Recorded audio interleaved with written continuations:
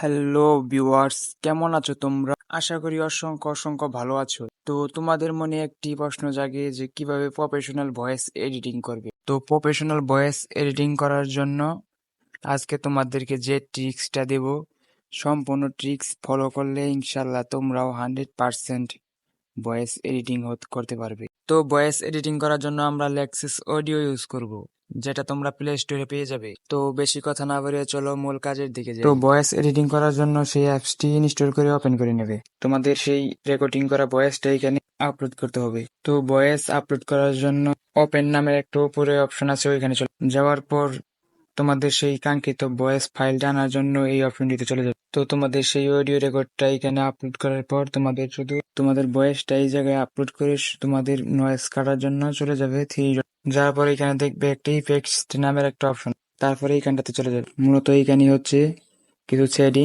উপরে যে অপশনটি দেখতে পাচ্ছ এটা হচ্ছে ভয়েসের নয়েজ কাটার যে অপশন, সেইটা আমরা কমিয়ে বাড়িয়ে পরিমাণ মতো নিয়ে নেব। এগুলো একটু একটু করে পরের মতো নিয়ে নেব। নেওয়ার পর এই জায়গাতে অ্যাপ্লাই করে দেবো, তাহলে আমাদের ভয়েসের নয়েজটা ক্লিয়ার হয়ে যাবে।